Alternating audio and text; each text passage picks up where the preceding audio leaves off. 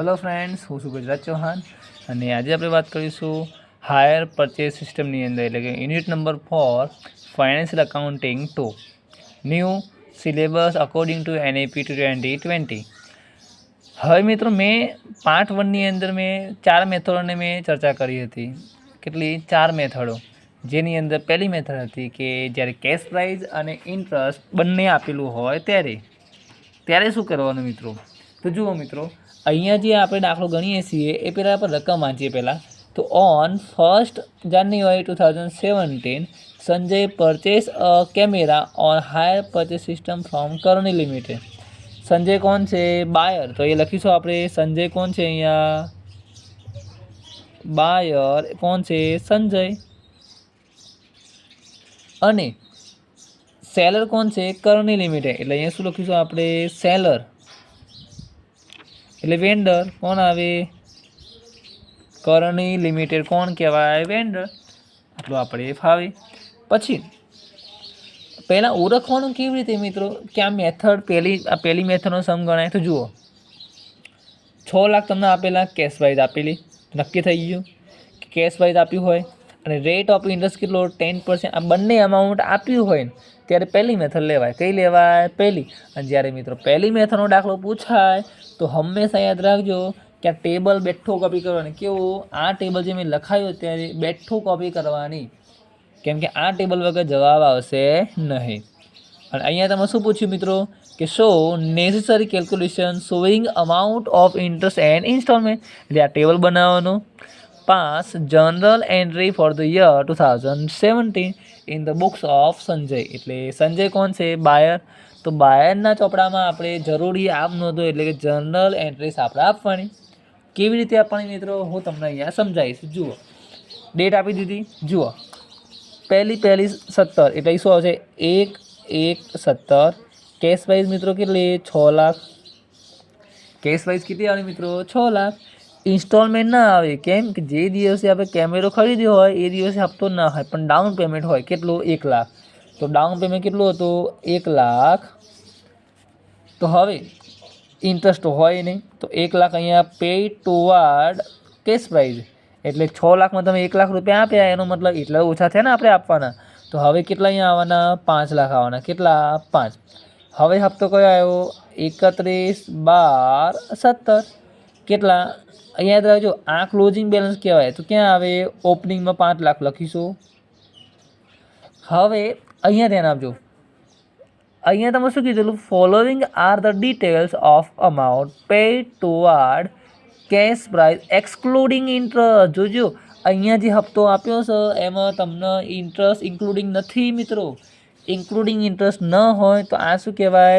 Net amount કહેવાય। એનું શું કરવાનું? જુઓ, અહીંયા કેટલા? 1 લાખ હતા 1 લાખ। હવે સમજો તમે, 1 લાખનો હપ્તો ચોખ્ખો તમે ચૂકવ્યો છે, પણ ખરેખર ઇન્સ્ટોલમેન્ટ આપણું કેટલું હશે એ આપણને ખબર નથી, ઇન્ક્લુડિંગ ઇન્ટરેસ્ટ।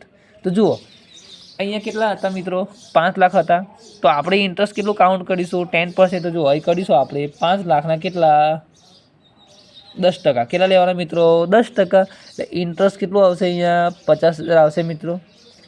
હવે સમજો કે તમને અહીંયા એવું કીધું મિત્રો કે ખરેખર જ્યારે આપણે પૈસા ચૂકવીએ છીએ પહેલા હપ્તા, ત્યારે 1 લાખ રૂપિયા નેટ અમાઉન્ટ ચૂકવીએ, ચોખ્ખી, ઇન્ટરેસ્ટ સમાયેલું હોતું નથી। એનો મતલબ એવો થયો કે ઇન્સ્ટોલમેન્ટ જે ખરો ઇન્ક્લુડિંગ ઇન્ટરેસ્ટ કેટલું હશે? ખરેખર નેટ અમાઉન્ટ તમે કેટલી ચૂકવી? જુઓ, અહીંયા તમે ચૂકવી છે 1 લાખ, નેટ અમાઉન્ટ આવી ગઈ 50,000 ઇન્ટરેસ્ટ। તો આ બંનેનો સરવાળો ક્યાં આવે? અહીંયા 1,50,000। કેમ કે તમને કીધું છે એ લોકોએ કે અહીંયા ઇન્સ્ટોલમેન્ટમાં ઇન્ટરેસ્ટ સમાયેલું નથી, એનો મતલબ આ કેવી અમાઉન્ટ છે? Net amount. ક્યાં લખાય? Pay toward cash price 1 lakh લખ્યા। હવે 5 લાખમાં 1 લાખ ગયા એટલે કેટલા આવ્યા મિત્રો? 4 લાખ આપણે હજુ ચૂકવવાના બાકી રહ્યા।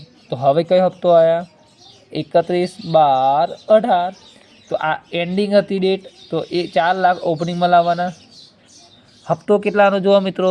21। પણ હા, આ ઇન્સ્ટોલમેન્ટ નથી હો, આ પેઇડ જે તમે પૈસા ચૂકવ્યા છે 1,20,000 નેટ અમાઉન્ટ, એ ક્યાં આવે? Paid toward cash price 1,20,000। હવે તમે જુઓ 4 લાખના 10%.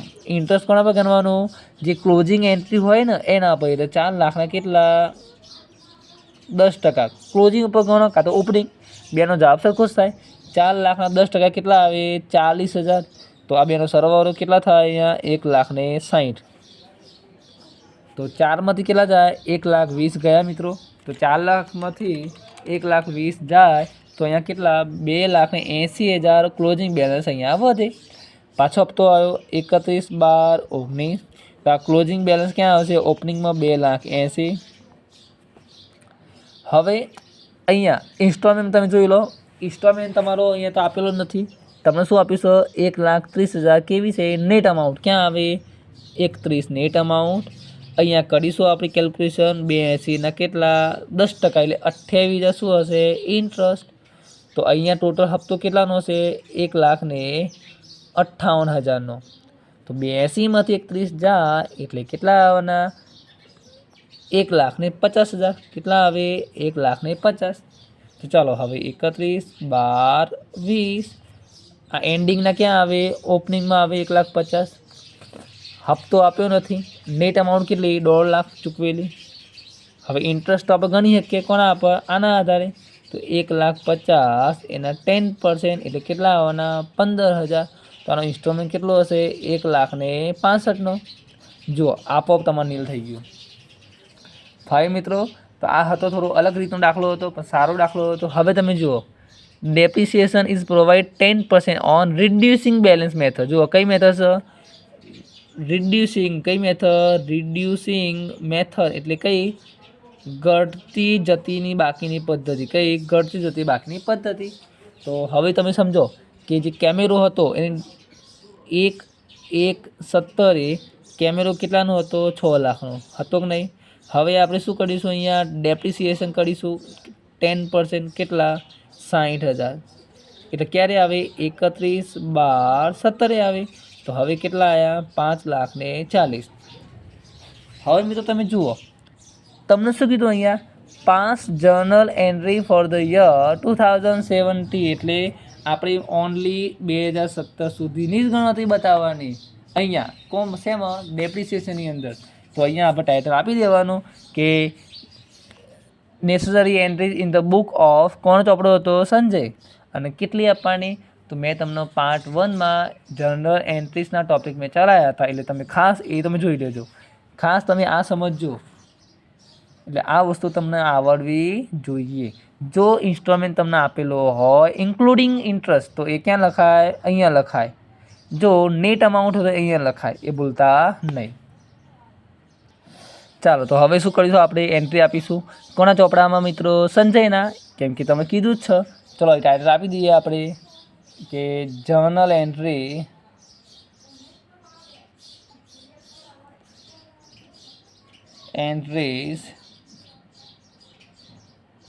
In the book of Sanjay. જોજો મિત્રો કેવી રીતે એન્ટ્રી આપવાની તો ખાસ યાદ રાખજો.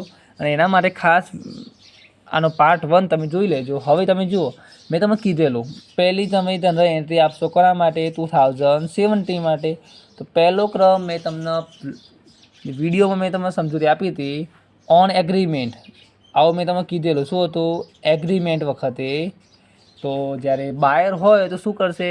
એગ્રીમેન્ટ કરે તો મિલકત ખરીદી કરે તો મેં લખી તો કેમેરા અકાઉન્ટ ડેબિટ. શું આવે? કેમેરા અકાઉન્ટ ડેબિટ તો મેં લખેલું વેન્ડર્સ કોણ હતું? કરણી એલટીડી. કેટલામાં તમે ખરીદી કરી હતી? કેશ પ્રાઇસ કેટલી હતી? 6 લાખ મિત્રો. તો એ કેટલા આવવાના? કેશ પ્રાઇસ તમારી ઓલવેઝ અહીંયા યાદ રાખવાની કેટલી હશે? 6 લાખ. હવે મેઇન વસ્તુ એ કે કેશ પ્રાઇસ તમારી કેટલી હતી? 6 લાખ હતી. તો આપણે જાણીએ છીએ. તો અહીંયા કેટલા આવવાના? 6 લાખ. અહીંયા કેટલા આવવાના? 6 લાખ આવી ગયા. જે એગ્રીમેન્ટ વખતે તમે અમાઉન્ટ કરી લખ્યું હોય એ લેવાય. હવે ચલો પોઈન્ટ નંબર 2. ક્યાંની વાત છે? 1/1/17.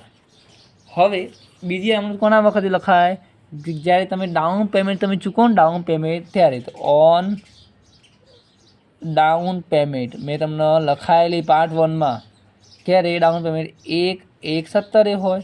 અને મેં લખેલું કે ક્યારે આપણે પૈસા કોને ચૂકવીએ છીએ? વેન્ડર્સને. તો વેન્ડર્સ કોણ છે? કરણી લિમિટેડ. તો એ ટેકર કહેવાય, લેનર કહેવાય. તો શું આવે?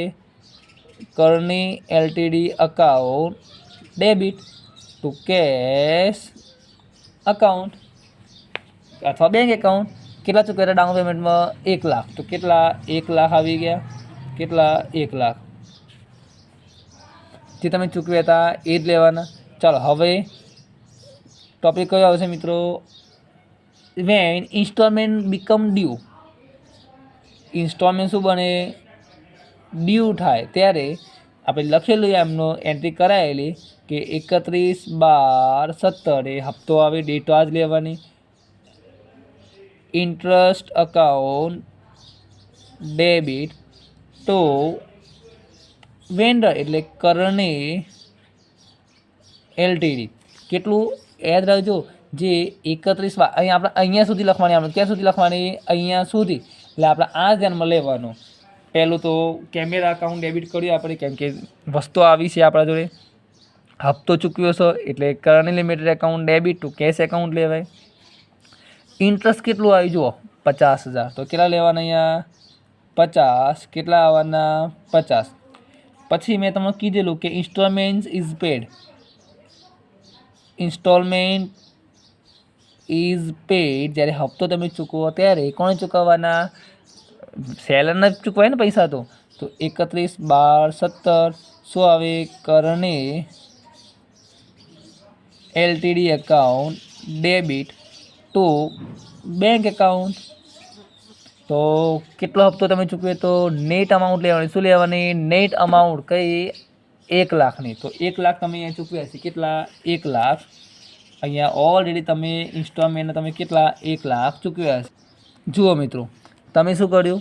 હપ્તો તમે ચૂક્યો ઇન્સ્ટોલમેન્ટ. તો ઇન્સ્ટોલમેન્ટ તમે જોઈ લો. ઇન્સ્ટોલમેન્ટ તમારો ટોટલ કેટલો હશે? અહીંયા જુઓ 1,50,000. હા, 1 લાખ તો હતા મિત્રો, પણ એ ઇન્સ્ટોલમેન્ટ કેવો હતો? એક્સક્લુડિંગ ઇન્ટરેસ્ટ હતું. અને આપણે કેવો ઇન્સ્ટોલમેન્ટ જોઈએ? ઇન્ક્લુડિંગ. એટલે કુલ કેટલા ચૂકવ્યા? 1,50,000 કુલ આપણે ચૂકવ્યા. કેટલા? 1,50,000. તો કેટલા? 1,50,000નો હપ્તો તમારો પેલો ગણાય. આવી ગયા. પછી મેં તમને લખાયેલું ટોપિક, મેં લખાયેલું ઓલરેડી કે ઇન્સ્ટોલમેન્ટ પેડ થાય પછી શું આવે? ડેપ્રિસિએશન. શું આવે? ડેપ્રિસિએશન શું કહેવાય? એ લોસ કહેવાય. એટલે શું આવે? Depreciations account debit to camera account. કેવું? Camera account. ડેપ્રિસિએશન કેટલો? 60,000 અહીંયાથી લાવવાના. એટલે 60,000 ડેબિટ, 60,000 કેવા આવવાના? ક્રેડિટ. હવે ઇન્સ્ટોલમેન્ટ તમે ચૂકવો તેની વાત હતી અહીંયા. હવે છેલ્લો ટોપિક હતો કે transferring depreciation and interest to PNL account. હવે આમાં મેં તમને એવું કીધેલું કે આ ડેપ્રિસિએશન લોસ કહેવાય, આ ઇન્ટરેસ્ટ લોસ કહેવાય. તો ક્યાં લઈ જવાનું આપણે? પીએનએલ એકાઉન્ટમાં ડેબિટ સાઈડ. તો શું લખીશું આપણે? PNL account debit. Date same આવશે 31/12/17. અહીંયા 31/12/17 to depreciation account to interest account. તો ડેપ્રિસિએશન કેટલો હતો? 60,000. ઇન્ટરેસ્ટ કેટલું હતું? 50. એટલે ટોટલ 1,10,000 તમે ક્યાં લઈ જવાના? પીએનએલ એકાઉન્ટમાં તમે ડેબિટ કરવાના. લો મિત્રો, આ તમારો દાખલો હતો, એ તમારો અહીંયા પૂર્ણ થયો. જુઓ તમે અહીંયા આ તમારો દાખલો. So the necessary calculation showing the amount of interest. આપણે કેલ્ક્યુલેશન કરી. 2017ની આપણે 5,000 એન્ટ્રી કરી દીધી. કદાચ તમને 18ની પૂછો, 19ની પૂછો, 19ની કાં તો 20ની, તો આપણે જુઓ પહેલાંની એન્ટ્રી કરી એવી રીતે 18ની કરવાની, 19ની, 20ની. આ પેલી બે એન્ટ્રીઓ આવશે નહીં, ખાલી 1, 2, 3 અને 4. આ 4 એન્ટ્રીઓ તમારે દર વર્ષે લખવાની.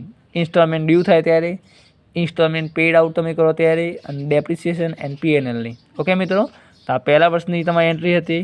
તમે 2 વર્ષની કરી શકો, 3 વર્ષની, 4 વર્ષની, તમને જેટલા વર્ષની એન્ટ્રી પૂછી હોય એ તમે કરી શકો. ઓકે, પણ હા, જર્નલ એન્ટ્રી કરતાં પહેલાં જે આનો પાર્ટ 1 જે ખરો એ તમારે ખાસ જોઈ લેવાનો. ઓકે મિત્રો, તો ચાલો હવે આટલું રાખીશું આજે. મળીશું નેક્સ્ટ ટાઈમ સારા વિડીયો સાથે. અને વિડીયો ગમે તો લાઇક, શેર અને કમેન્ટ કરવાનું ભૂલતા નહીં.